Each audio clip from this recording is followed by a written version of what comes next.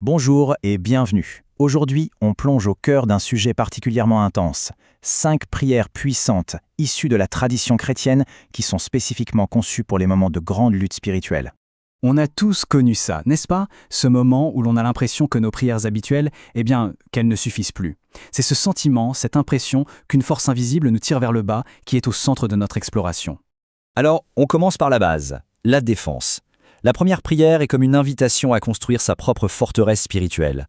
Voyons voir comment ça fonctionne. L'objectif ici est très clair. Il s'agit d'être proactif.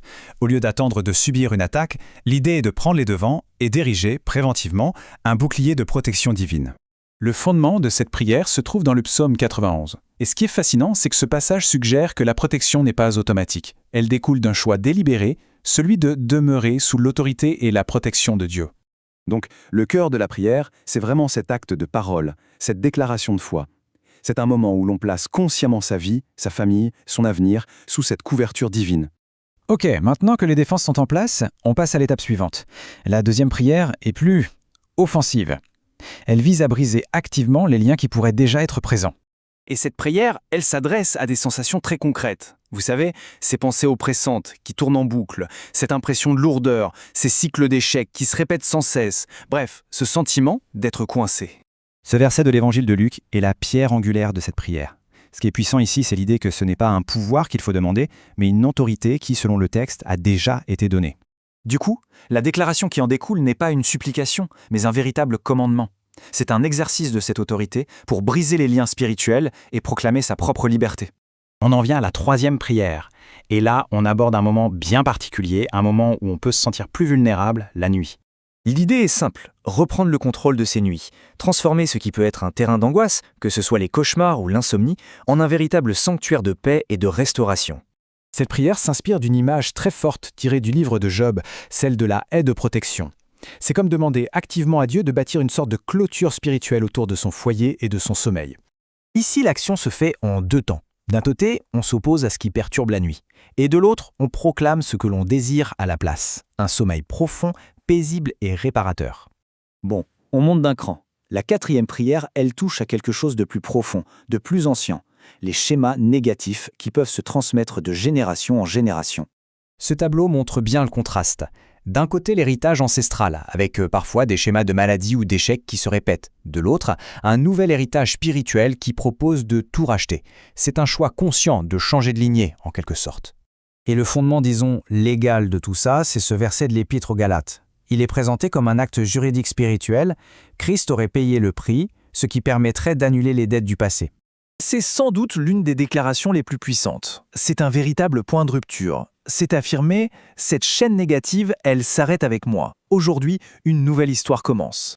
Et on arrive à la 5e et dernière prière. Celle-ci vient couronner toutes les autres.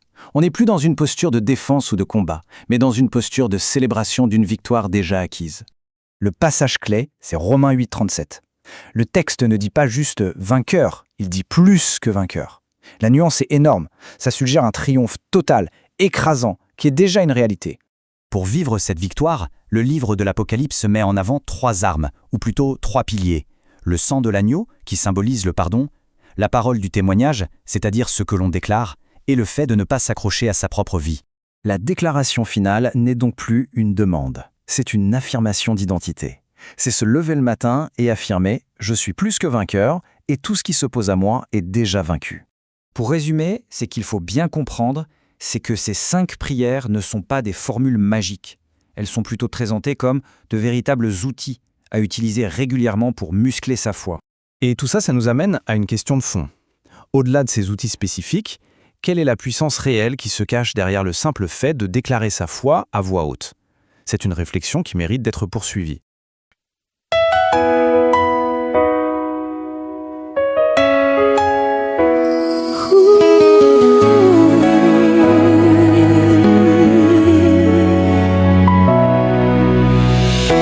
Le cri de la dépendance. Seigneur, je viens devant toi, les mains vides et le cœur ouvert. Je reconnais que sans toi, mes forces sont que du vent. Souvent je veux prier, mais les mots restent bloqués. Pourtant je veux croire, mais le doute vient me troubler. Alors je t'en supplie, Père, prends ma prière en main. Apprends-moi à te chercher chaque soir et chaque matin. Seigneur, aide-moi à bien prier, avec foi sans cesse, sans jamais me lasser. Que la victoire de la croix soit mon partage, chaque jour de ma vie, à chaque étape du voyage. Non par ma force, mais par ton esprit en moi. Que ma prière soit une arme et ma vie un témoignage de foi.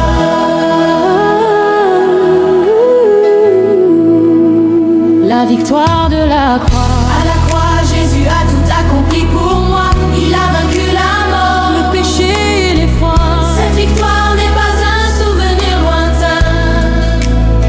Elle est vivante, elle est mienne, elle est mon pain quotidien. Alors quand l'ennemi vient me dire que je suis perdu, je reviens à la croix, là où tout a déjà été vaincu. Oh, Seigneur, aide-moi à bien prier, avec foi sans cesse, sans jamais me lasser. Que la victoire de la croix soit mon partage, chaque jour de ma vie, à chaque étape du voyage. Non par ma force, mais par ton esprit en moi. Que ma prière soit une arme et ma vie un témoignage de foi.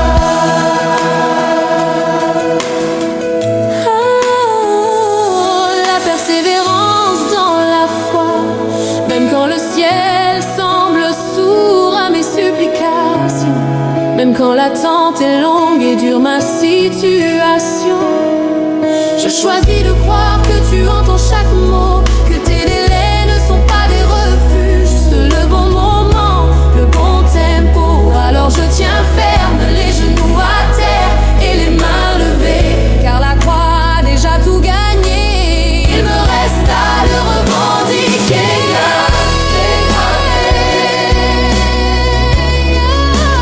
Avec foi sans cesse, sans jamais me lasser. Que la victoire de la croix soit mon partage, chaque jour de ma vie, à chaque étape du voyage. Non par ma force, mais par ton esprit en moi. Que ma prière soit une arme et ma vie un témoignage de foi.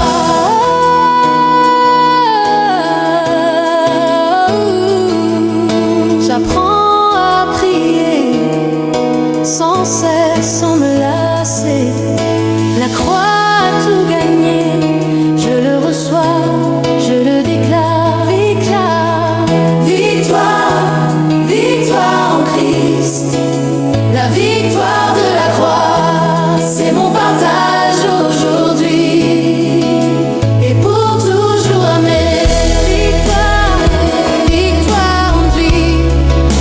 La victoire de la croix, c'est mon partage aujourd'hui et pour toujours. Amen. Victoire, victoire en Christ. Victoire, la victoire de la croix, c'est mon partage aujourd'hui et pour toujours. Amen.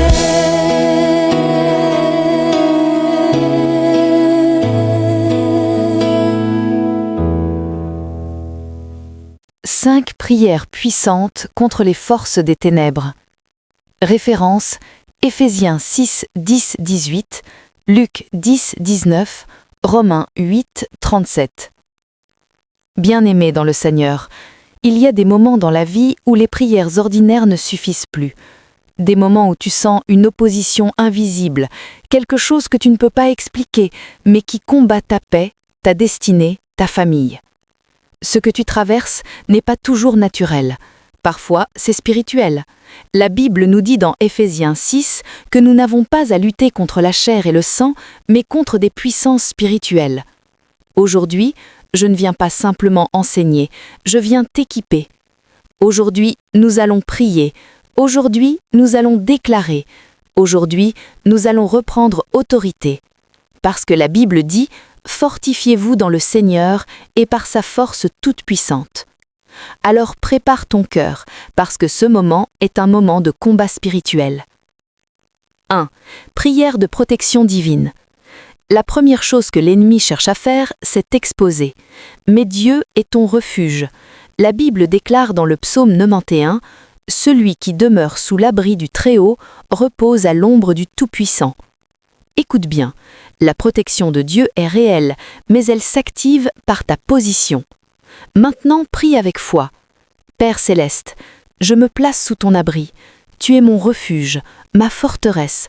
Aucune arme formée contre moi ne prospérera. Je couvre ma vie, ma famille, mes projets par le sang de Jésus-Christ. Que tes anges m'entourent dès maintenant. Au nom de Jésus, Amen. Déclare avec moi. Je suis protégé, je suis couvert, je suis gardé par Dieu. 2. Prière de délivrance. Beaucoup de chrétiens vivent liés alors que Christ les a déjà libérés. Jésus a dit dans Luc 10, 19 « Je vous ai donné le pouvoir sur toute la puissance de l'ennemi ». Ce n'est pas une promesse future, c'est une réalité actuelle. Prions. Au nom de Jésus-Christ, je prends autorité sur toute force des ténèbres opérant dans ma vie. Tout esprit d'oppression, de peur, de blocage, je t'ordonne de partir maintenant. Je brise toute chaîne, je détruis tout joug. Je déclare ma liberté totale par le sang de Jésus. Amen. Déclare, je suis libre, je ne suis plus prisonnier, Christ m'a libéré. 3. Prière contre les attaques nocturnes. Il y a des combats qui se passent la nuit, cauchemars, oppression, fatigue sans raison, mari et femme de nuit. Mais Dieu veille sur toi même pendant ton sommeil. La Bible dit « Tu ne craindras pas les terreurs de la nuit ». Prie maintenant. Seigneur, je te confie mes nuits. Je couvre mon sommeil par le sang de Jésus. Je rejette toute attaque nocturne. J'établis une barrière spirituelle autour de moi. Que mes nuits soient paisibles, restaurées et protégées. Au nom de Jésus, Amen. Déclare, je dors en paix. Dieu veille sur moi. Aucune ténèbre ne m'atteint. 4. Prière de rupture des malédictions. Certaines luttes ne viennent pas seulement de toi. Elles viennent de loin. Des cycles, des répétitions, dans ta famille. Mais écoute ceci. La croix a tout brisé. Galates 3, 13 dit « Christ nous a rachetés de la malédiction. » Prie avec autorité. Père, je renonce à toute malédiction générationnelle. Je rejette tout héritage spirituel négatif. Je brise tout lien avec le passé. Par le sang de Jésus, je déclare, la chaîne est brisée. Une nouvelle histoire commence avec moi. Amen. Déclare, la malédiction s'arrête ici. Je suis béni. Ma génération est restaurée. Maintenant, nous ne demandons plus, nous déclarons. Romains 8, 37 dit « Nous sommes plus que vainqueurs, pas en train de combattre pour la victoire, mais combattant à partir de la victoire. » Prie avec puissance. Père Tout-Puissant, je me lève dans mon identité en Christ. Je déclare que toute attaque est vaincue. Toute opposition est renversée. Je marche dans l'autorité. Je marche dans la puissance. Je suis plus que vainqueur par Jésus-Christ. Amen. Déclare fort. Je suis vainqueur.